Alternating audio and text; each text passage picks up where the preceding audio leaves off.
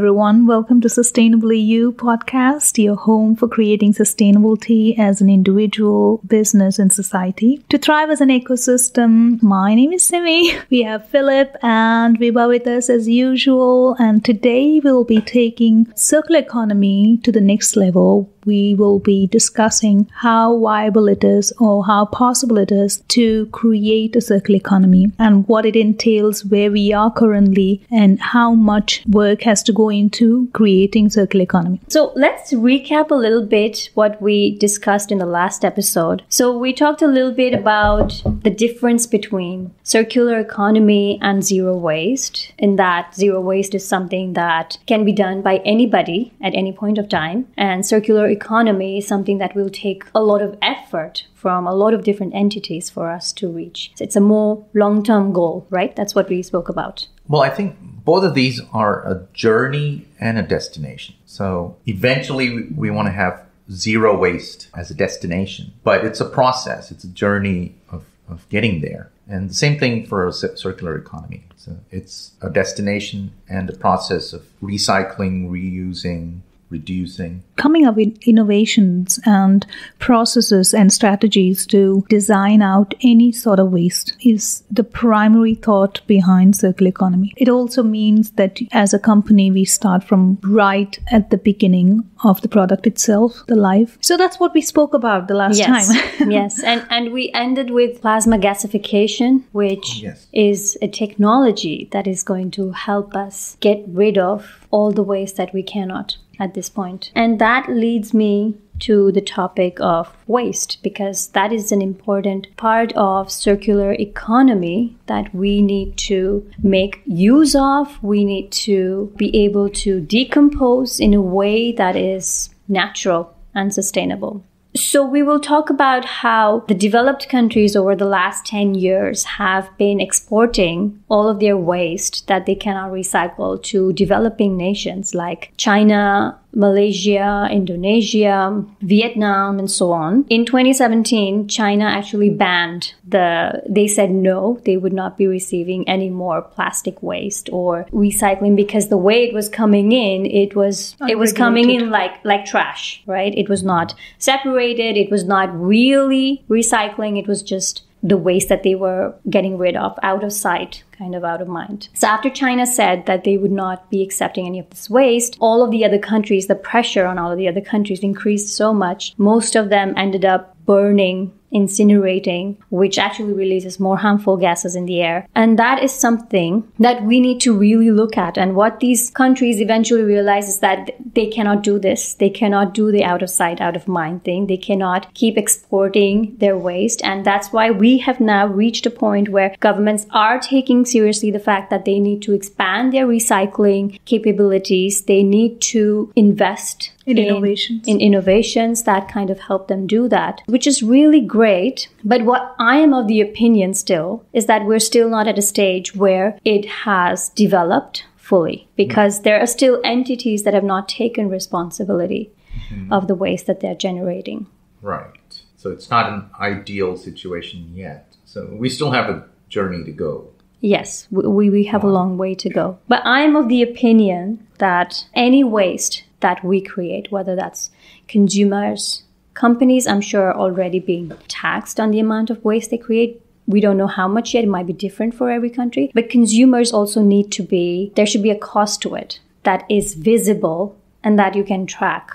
Well, companies always pass on the costs to their customers. The customers end up paying indirectly or directly. Yep. For the packaging. Yeah, and something that has recently happened, and I can speak for Dubai, is that they've increased the cost of depositing waste in landfill 10 times. So from 10 AED to 100 AED per ton of non-recyclable waste deposited. Okay. Yeah, so This happened in 2022? Yeah. Wow. It is something that has taken effect recently. They do have a goal. They do have a very ambitious goal, right? To be net zero by 2030. Ahead of the plan. Yes. So maybe Philip, you can talk about what this is going to do, because we know that government does enforce things, but somehow when they enforce things too strictly, they kind of backfire. People find other ways to get rid of this waste. So just to clarify, that's the city of Dubai has increased the tipping fee from 10 AED or dirhams per ton of non-recyclable waste to 100 dirhams or AED per ton. So it's still within an affordable limit, right? 100 dirhams per ton is not that expensive for most companies, but it's still an added cost for a company. So yes, on the negative side, a company might look to save that cost. They might just dump it in somebody else's garbage dump. I don't know in Dubai if that's possible. Oh, it is possible anywhere in the world. You find an open garbage bin and you just put it in there, right? As a company? Yes, you could do it. But it also is an incentive for the company to actually change and improve themselves and reduce their waste production. Yes, so there is good and bad there. But at this point, 100 dirhams per ton is very affordable for most companies. When it comes to waste, also as a company, I mean, it's not just the plastic waste or a paper waste. Major part of the waste is things that can be recycled. Those are electronic waste. As a company, it's a lot. And now in many parts of the world, including UAE, we have many recycling companies which helps you recycle batteries, your laptops, your phones. But when it comes to the waste, if we are striving to reach circular economy, we are looking at not throwing anything into the dump. It doesn't matter you paying 1 dirham or 10 dirham. If it goes to landfill, it stays there. So then the question is, what do we do with the waste? That's currently happening. I mean, it will take bit of time before we reach this place where we can 100% use all whatever is coming out of any company from any sector. But in the meantime, what can one do? So as we said in the beginning, this is a journey. So we start, let's say, today. And so we have to process the waste that we are producing now and work towards the goal to reduce the waste and eventually reach zero or totally circular economy. So the dump is not the end. With plasma gasification, we can actually turn the dump into a storage, into a mine. So all of those, if they are segregated, if the waste is segregated, all the waste, such as, let's say, the batteries and then the plastics, the mixed waste, if they're segregated appropriately, we can then recycle them and reuse them from the dump. So let's say that the landfill reaches its maximum capacity and then they move on to the next landfill. So at that time, we can start processing that waste that's already been stored there. And then we can use multiple methods. One is plasma gasification for all the hydrocarbons. And then for the batteries, we can recycle them. We can extract their chemicals and reuse the chemicals. We can take the metals out, reuse them, and so on. So the dump is now at this point in time with our existing and developing technologies is not the end of life for our waste. So my question is, it's well and good that there is solutions. Is there business in those when you say the dump can be a place where everything can be recycled? Is there a business in that? Mm-hmm. I think so. There are opportunities here for multiple businesses. The dump itself can be a business, right? So they have garbage collection staff, the trucks, and then the sorting. And then the landfill itself is an engineered landfill that is constructed so that there's no leakage of chemicals into the ground, into the water and the soil and in the air and so on. So that has to be constructed, and that those costs can be regained by making it profitable. So that tipping fee can be used for constructing and maintaining the dump and also all the manpower and everything. And then when we start reusing and recycling the material, the waste, that also are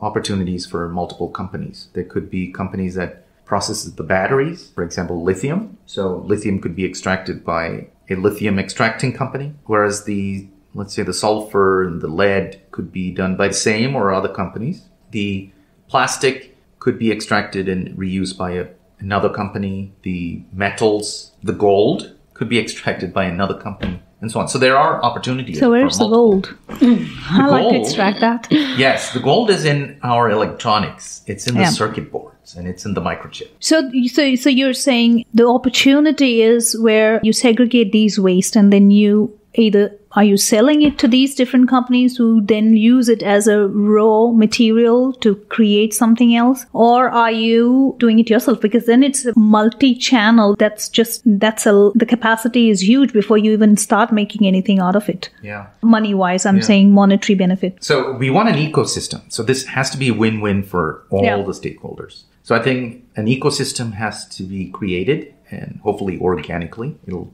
grow around the dump, so that companies that come in to recycle materials, they will partner with the dump company and so on. And it's good for certain companies to specialize in a particular kind of wastes and generalize in others and so on. So there is a lot of opportunities here. And I think also for researchers and students, I think there's opportunity here to study, collect data and analyze the data.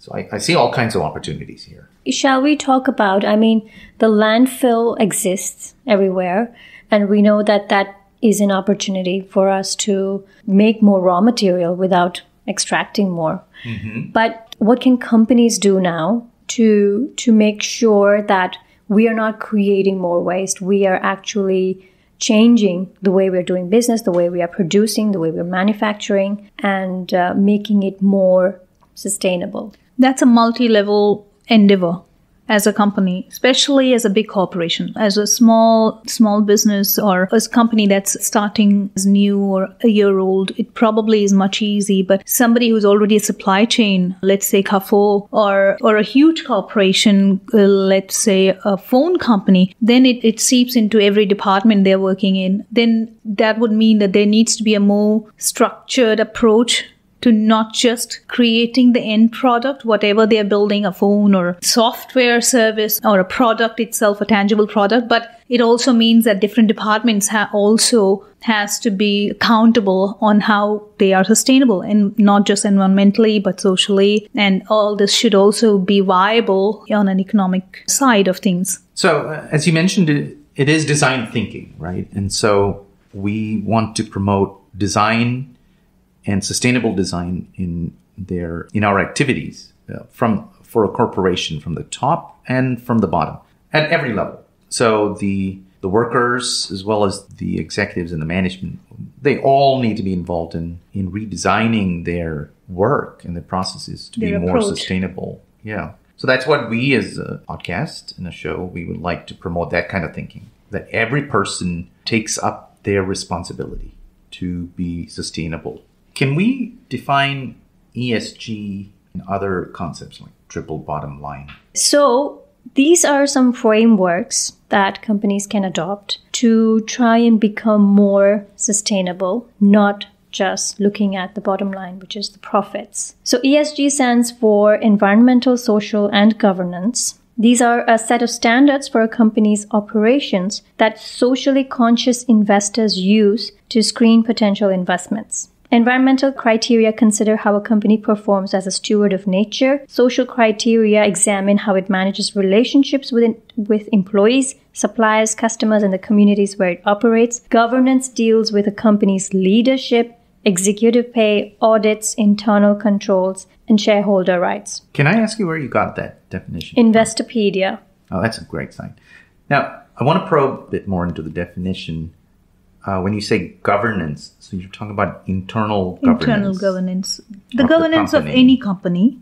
We're not talking about the government, the external government. If you talk about ESG to implement it as a society, yes, then the governance of that country or state. But here we are talking businesses. So if you're looking to achieve sustainability, you want to adopt certain framework. You do not probably have to go all the way. You can say, we're going to achieve these environmental things and so many things that we'll do on the social side. And we will make structural change when it comes to governance, or we will adopt certain new strategies. So a company at its creation and also during its operation has to register with an organization of the government, right? Say the economic department. They have to have certain documents approved by the government. So does ESG matter for that say, the registration of your company? For right now, but that's a great thought, Philip. For right now, it doesn't. It's just a metrics. There's few other metrics as well people can follow. But that can be a great one. That can be a way to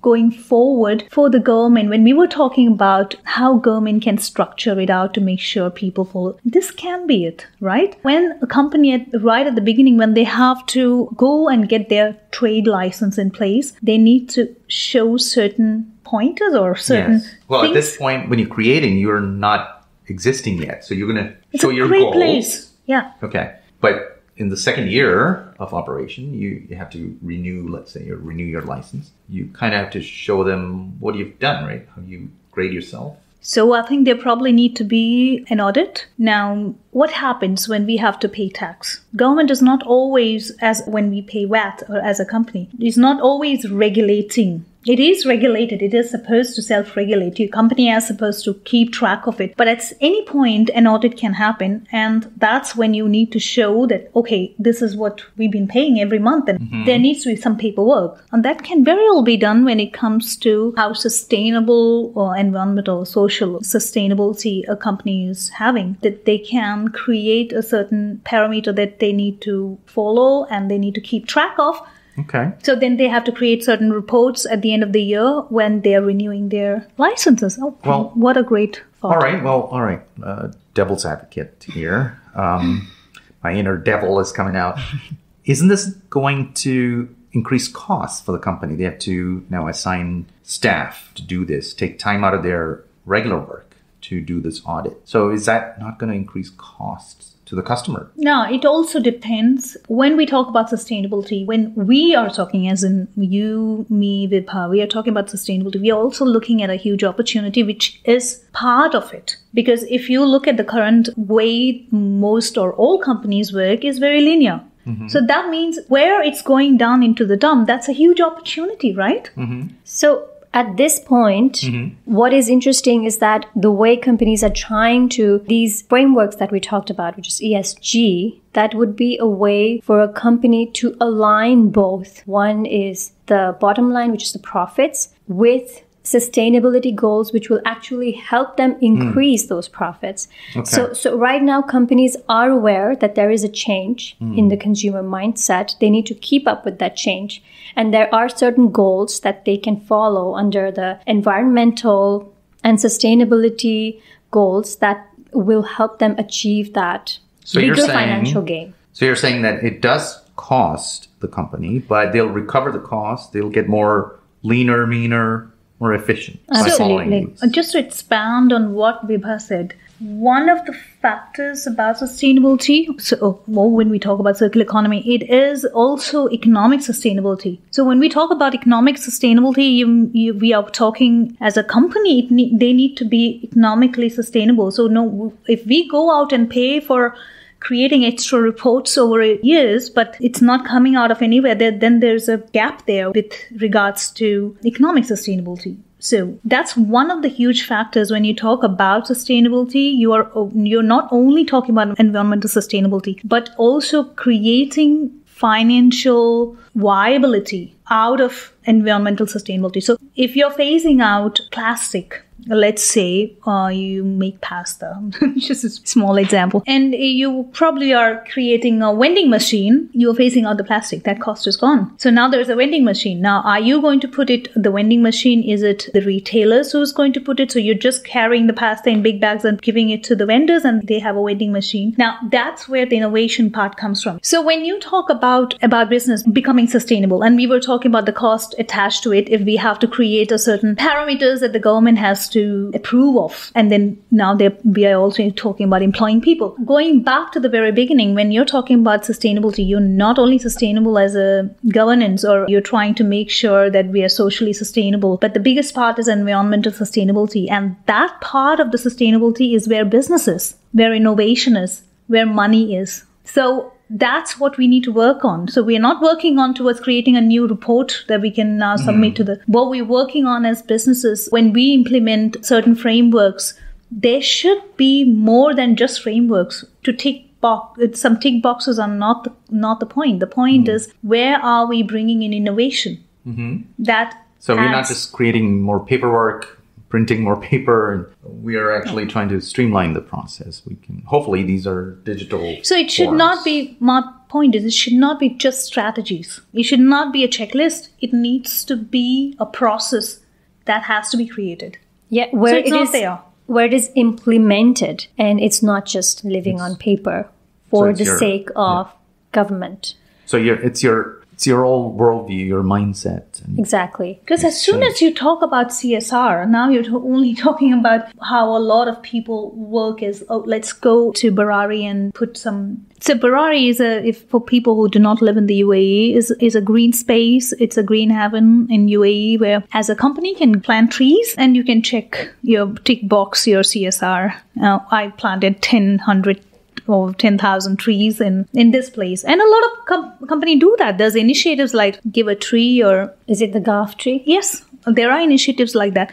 It's a good thing. But I do believe when it needs to be, when you implement it and when you need it as a long-term thing, it needs to be economically viable and sustainable too. For every business, sorry. At the first go, if you are creating a business, it is a business. At some point, you can go out and certain things you can do. But the government cannot regulate you as a business need to go out and put 10,000 trees, or the government cannot do that to just make sure that at the end of the year, the report says so, and then you're also paying for those reports. It needs to be sustainable in not just environmental sustainability. You need to create business out of that. Mm-hmm. Yeah. As a business. As a consumer, it's on the other... Right. Well, the company has to eventually make a profit in order to survive. And so all their activities eventually have to create profits. Isn't that the meaning of sustainability? Reduce the cost for the consumer and also reduce the impact on the environment, including all of this bureaucracy that we're creating. It has to be sustainable as well. Now, there's this other concept, triple bottom line. What is that? So basically, triple bottom line is another framework that companies can use, just like ESG, to create goals so that they can be a business that is a force for good for the 3 Ps, that is the people, the planet, and the profits, prosperity. And if we were to define it, so in economics, the triple bottom line maintains that companies should commit to focusing as much on social and environmental concerns as they do on profits. All right, let me play devil's advocate again. Well, if you are making donuts, should you not be thinking about donuts? Or should you be thinking about the environment and the governance and so on? So if you're making donuts, now the first question is, are you making donuts to eat it for yourself and your family, or are you looking at it as a business? Yes. I want to sell lots of donuts and make lots of profits. Yeah. Okay. So the first business is obviously that, okay, now I can make donuts and sell it. Now, the second thing that as soon as you're starting to think about that is how you're going to package it. So now that's... With my mouth. Package it with your mouth? I do not... Well, the customer. Hand it directly to the customer. Hand it directly to the customer. Into their mouth. This is an innovative donut company. So there's different ways to look at it. Huh? Obviously, if it's a donut company, are you looking at having it's a boutique, small shop at the corner of the big street, and that's what you like as your business? Or are you looking to, okay, now I'm going to be a franchise. I want to dominate the whole market. So from there on, obviously, then you're not the only person who is governing the donut shop. You also are hiring. So what kind of people are you hiring? People who won't steal my donuts. Yeah, but also people who understand sustainability, or do you want them to just make donuts for the sake of making donuts? Oh, no. I want them to be connoisseurs of donuts. My employees will make the best donuts. Yeah, I mean, we would like that. So I'm hungry now.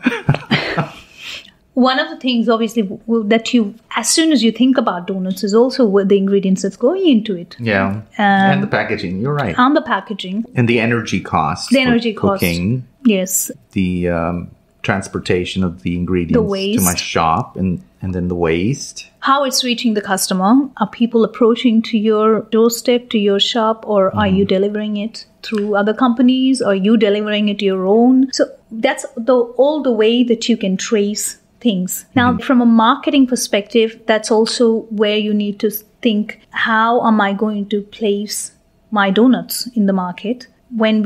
If you are saying, oh, we are a sustainable company, or we use clean products, then you need to also reach back to that shop where you're getting your flour from, or your eggs from, or whatever else, oil from. Are you using a canola oil? Are you using palm oil? Coconut oil or palm oil? So there's a lot of measurements that you would want to look at. So setting up a business now is no more, it's a whole different ballgame. Yeah. It's not a passion-led.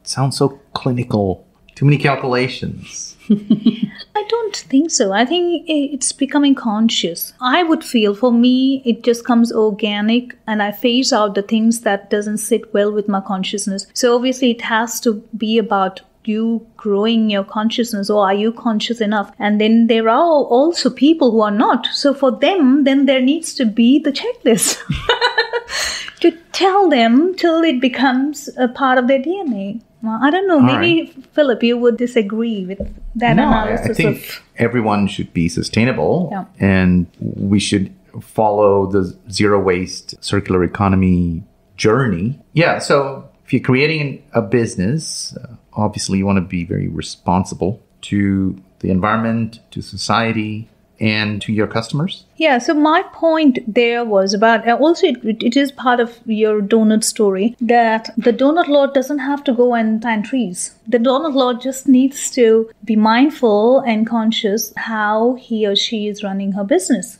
Did you say donut lord? Do you know donut lord? No. Oh my God, ask my son Philip, who is donut lord. He is from Sonic.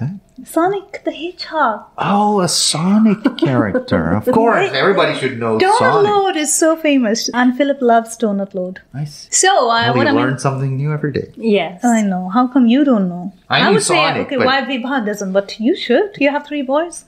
Yeah, we know Sonic, and we run like Sonic with the arms backwards and everything. But we didn't know Donut Lord.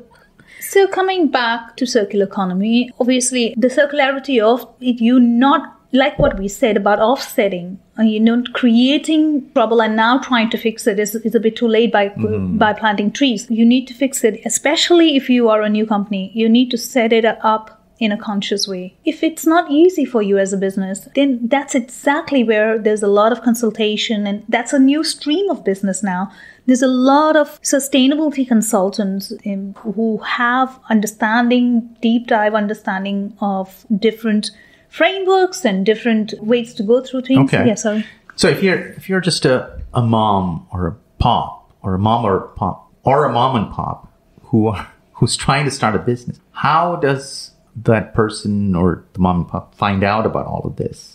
I mean, it's not on their top of their list. They're just trying to survive and start a business, right? How do we help them to be sustainable from the get-go? So I think the information today is at the fingertip. It was not like in old days where if you need to know about something, you really have to go and hire somebody. I understand. I mean, I don't want to blame them, No. you should have Googled it. But the thing with a mom and pop is that they are at an advantage. They are much smaller. Making any changes is not like a gargantuan effort for them. When it comes to much bigger companies, it becomes a bigger thing where they have to measure because of the volume of business that they're doing. But for a mom and pop, it is easier. Yeah, but how does that, the mom and pop are passionate about their donut. So how do they find out? I mean, they don't know all the nuances of ESG or triple bottom line. How do we help them? So that's where we were initially talking about the regulations, that it would help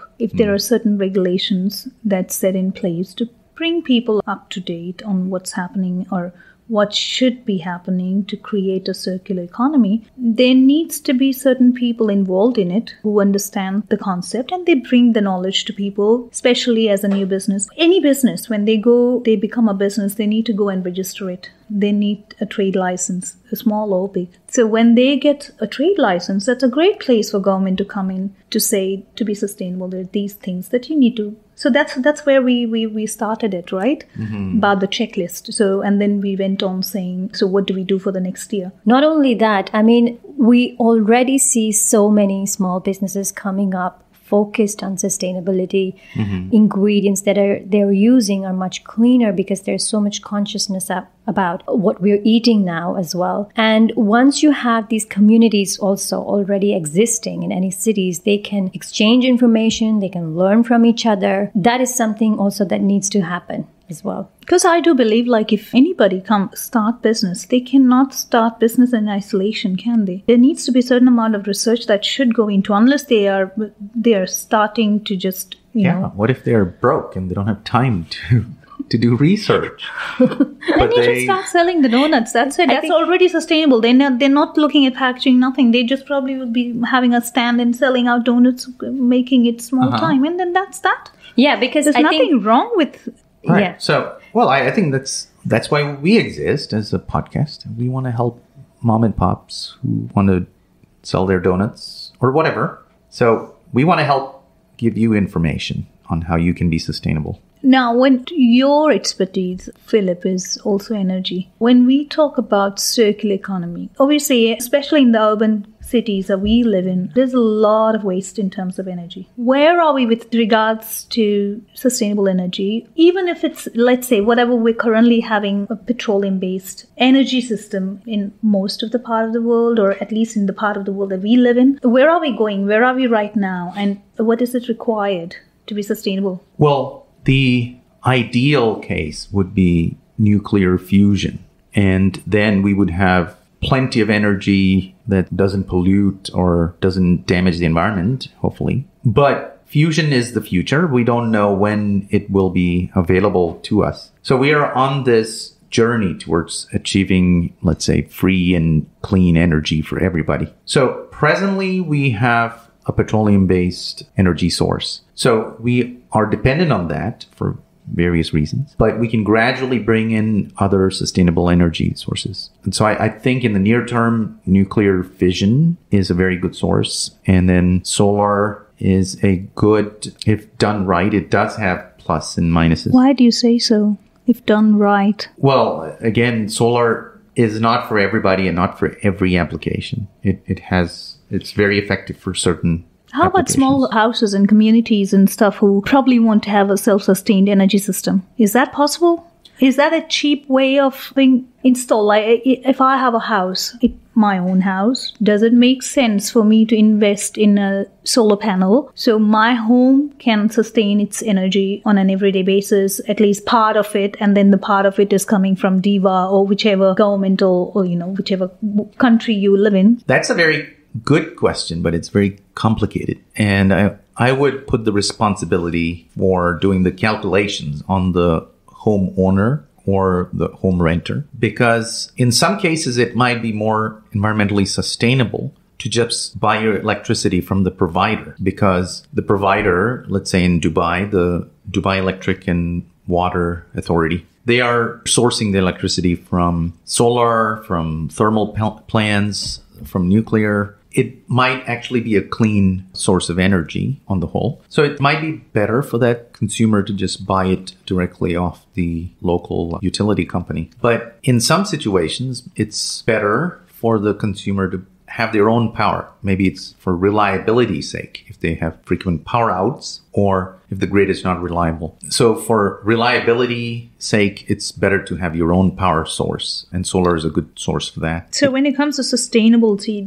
that was the question. Yeah, so that's another thing. So why it could not be sustainable for some consumers is the impact on the environment to bring in all that equipment, the solar PV panels, the power electronic equipment, and the assembly, the transportation, the installation. When you consider all of that, and also the end of life of the solar equipment, when you consider all of that, it may not be sustainable for that particular consumer. So that responsibility has to rest with the consumer. to make the decision, a wise and calculated decision. So you're saying that a solar energy panel, as an individual, if you get it, it might not be as sustainable as you think it is, but it can be as an energy provider of a state or a city. If they have it, then it's a different calculation and it could turn out to be sustainable. How about other kinds of energy derived out of earth or the windmills? Now, a country like UAE, where there's a lot of open spaces and a lot of wind, is not a space to go for as a government, not as individuals, obviously,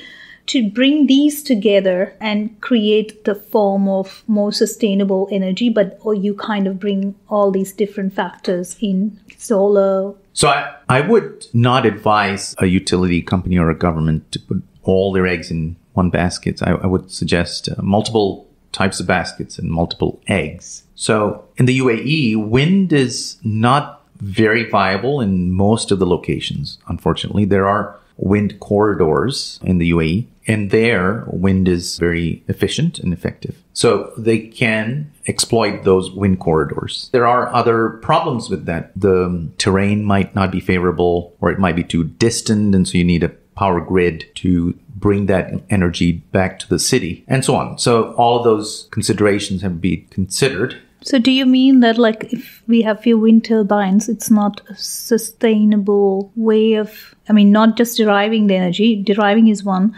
but just for the equipment and to bring the energy back to people, it is not cost effective. Yeah, so you have to look at the entire life cycle, and also we have to take all the factors into consideration when you consider a type of energy source. The newer wind turbines are very efficient. They're large. They are made more sustainably. So you have to factor in all of those costs, the impact on the environment in the manufacturing process, and then in the transportation process, and then in the installation, and then the maintenance during the lifetime, which is about 20 to 25 years for most typical wind turbines, and then the afterlife impact on the environment. So all of those have to be factored in, and then you can make a decision based on the numbers if it is ESG compliant or not. So that's a lot of calculation that somebody has to do. According to you, you think in a circular economy, a sustainable way of energy would be nuclear? One of the sustainable. Okay. Yeah. And another problem with wind is that it's not always there. So you need backups, right? And you need storage. But there is always sun here. Only the day, not during the night. Yes. So it can be part of the energy system. The energy mix. It cannot be the only source. Exactly. So you need multiple baskets and different types of eggs. Coming back to the nuclear energy. Now, there's so much of fear around it, right?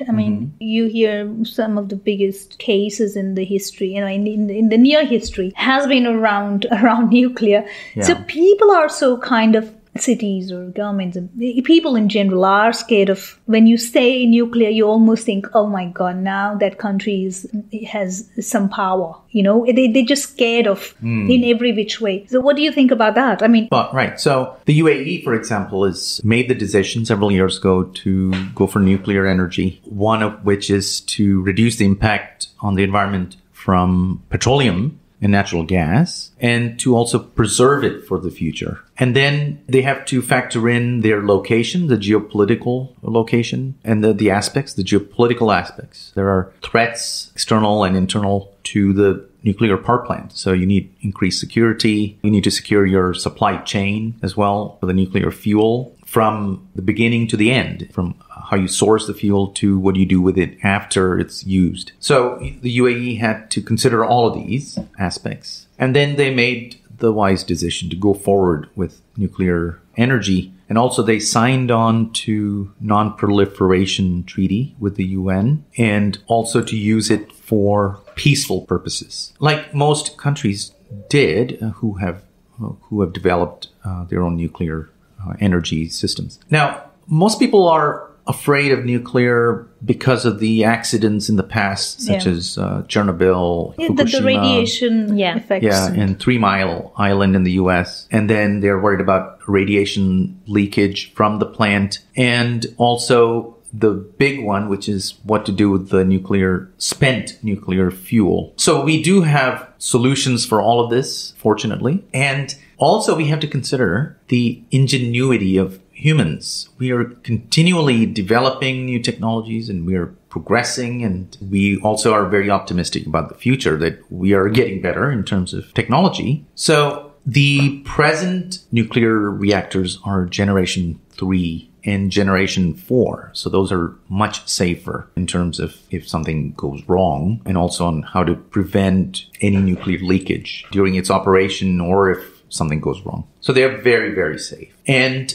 moreover, we have now technologies for dealing with the nuclear waste. One of them is the diamond nuclear battery. So this is a relatively new and small or compact nuclear energy source based on nuclear material. Now, I think I'll just hold that thought. We will continue with it. But before we continue, just for a layman who's listening to us, how does a nuclear reactor create energy? So the most common nuclear fuel is uranium.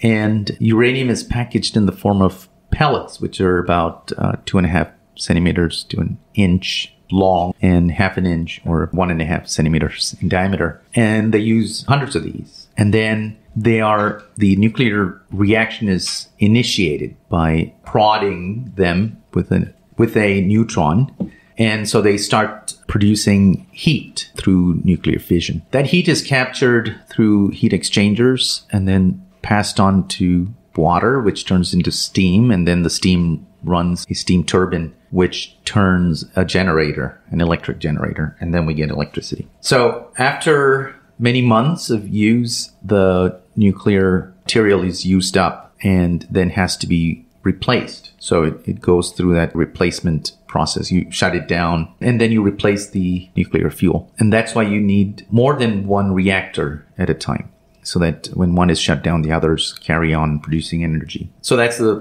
quick elevator speed. Coming back to the battery. Sorry. Okay. So the diamond nuclear battery, these are relatively new and they're not commercialized yet, but there's great potential for them. So diamonds are girls' best friends, but diamonds can be friends of other people who need energy, especially remote energy disconnected from the grid over long periods, such as 10 years, but usually in smaller amounts. So these could be drones, this could be a sensing station, or it could be a satellite in space. And how they work is by encasing a small amount of nuclear fissile material, such as uranium-235, within a diamond. And diamonds are very hard, and they do not react chemically with most chemicals. And also they can withstand very high temperatures, and they can conduct temperatures very well. Heat very well. So the encased nuclear material will continue to produce heat, and that heat can then be converted into another form of energy in the form of, say, electricity.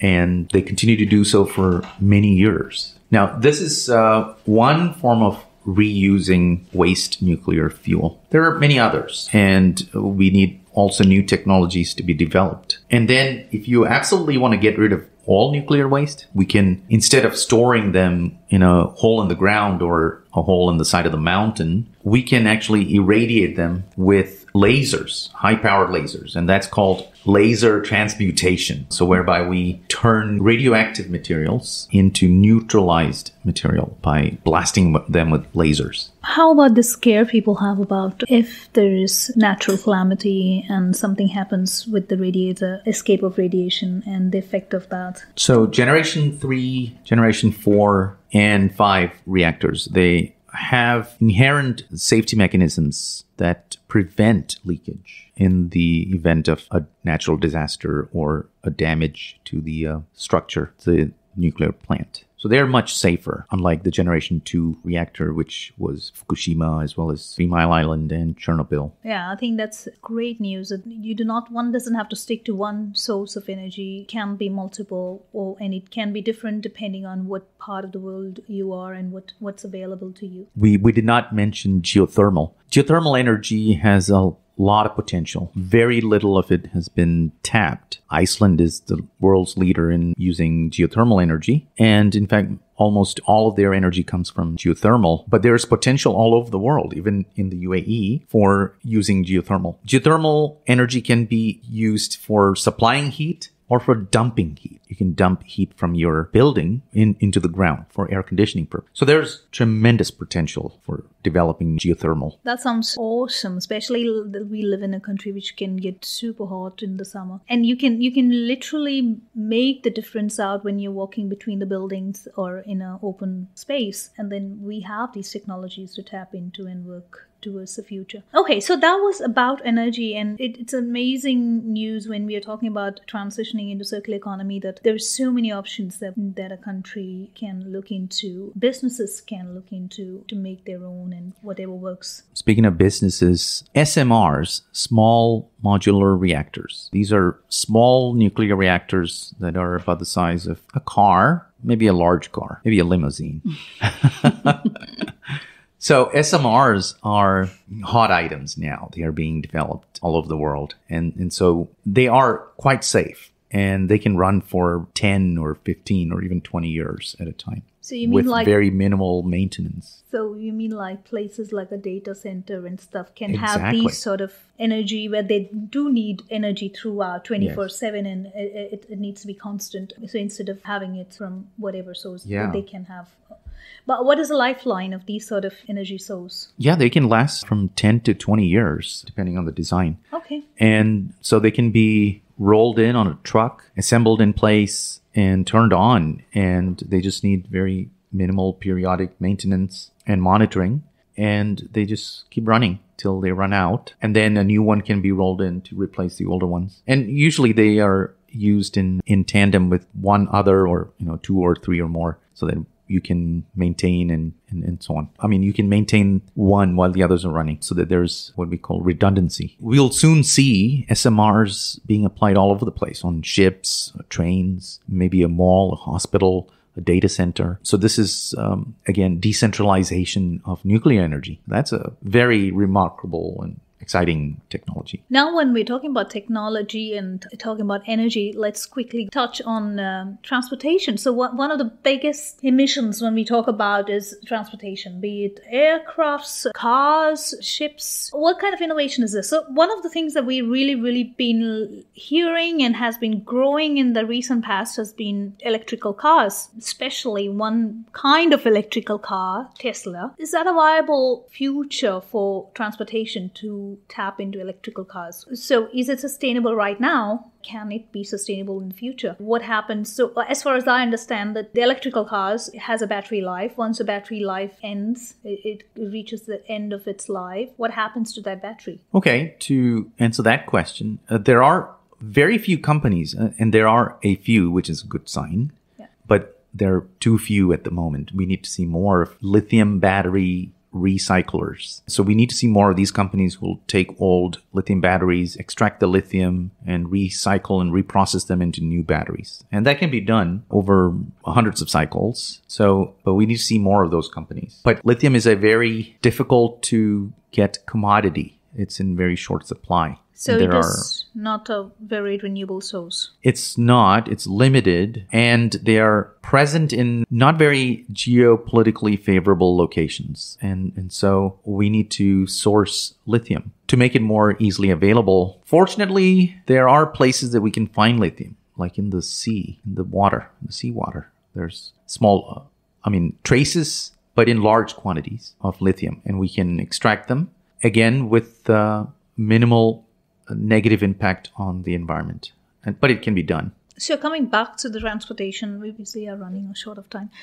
Coming back to the transportation, what's the future of electrical cars? Is it sustainable? Well, in the future, when we have fusion, nuclear fusion, everybody will have electric everything. Electric scooters and cars and planes also. Because electricity is the most efficient and the most versatile form of energy. Presently, it has a lot of drawbacks that need to be fixed. One of them, for example, with the availability of lithium mineral. But so the source of electricity at the moment is dependent on petroleum or nuclear or solar or wind or hydro and geothermal. These are the main sources of energy right now. While the electric car itself is clean and the grid looks clean, maybe the source of electricity may not be clean, but it's a very good energy source for transportation. So if a company is, let's say, forget about a company, a consumer is today going out to buy a car, and there's multiple options. There's hybrid, there's petroleum-based car, there's electrical car, and they want to go for the cleanest. So what do you think? They should go for electrical, or they should rather stay with the petroleum and then think about if the money allows to go for a hybrid? Well, let's forget about where the lithium came from and how the car was brought to you. But if you're making the decision now, you're visiting a showroom, it's mostly a financial decision. Can you afford it or not? Most people cannot afford the electric car. And if they have a gasoline car or a diesel car, maybe cheaper for that consumer. And also including the fuel costs over its lifetime. Yeah, but also the infrastructure that is in place right now. So if you were to, let's say, maybe buy a car in Europe, maybe it would be much easier because you have charging points everywhere. Yeah. It is something that the government is supporting very actively.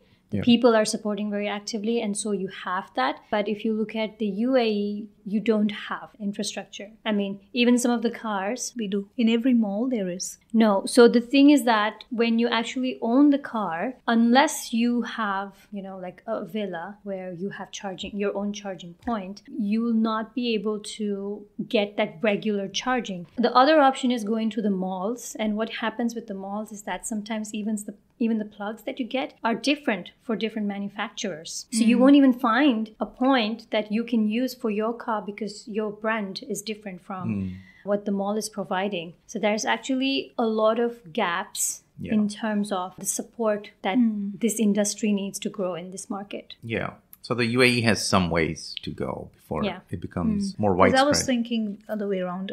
We'll probably continue this later, but that in apartments and stuff like where we lived before, there was for every 5 parkings, there was 1 parking for electrical cars. So you might know better because you work with. Because he gets the cars and he hates it whenever he gets electric cars because he cannot find charging ports. Spot. Yeah, so for a country like the UAE, where gasoline or petrol is cheaply available, it might be cheaper for a consumer to go for a petrol gasoline car. But let's consider a country like India. A small electric vehicle may work well for a person in India because fuel costs are very high, but the power grid is not reliable. But if they can get a reliable source of electricity, it might actually work for them well. But again, there are lots of considerations to be made. We will definitely have a podcast on electrical cars and sustainability in the near future. So that was that. We are towards the end of transitioning into circular economy. So obviously, to me, I feel it's just good news all over and everywhere. We can see the transition happening and it's catching up pace across the world. It's been supported by different industries. What do you think, Vibha? Yeah, I think there is a lot of activity. We're still learning. We have a long way to go, a lot of figuring out to do. But the fact is that everyone realizes the importance of it. Everyone is starting to include it, whether it's an organization, whether it's government. They have goals to achieve. They've set timelines, deadlines, which is a good thing. Yeah, so zero waste and circular economy is a journey, and I'm glad that more and more people are getting in on this journey, and it is looking exciting, and we're seeing a lot of positive changes, so that's great. So 2 thumbs up from me. Let's keep it positive and let's see it growing and see what more is out there and what's going to happen next 5 years. Thank you so much, listeners, for tuning in. Please catch our podcast. It's available on Spotify, iPhone podcast, or whatever your way of consuming content is. We are there. Thank you so much from Vibha and Philip and myself. Have a great day. Thank you. Bye, everybody.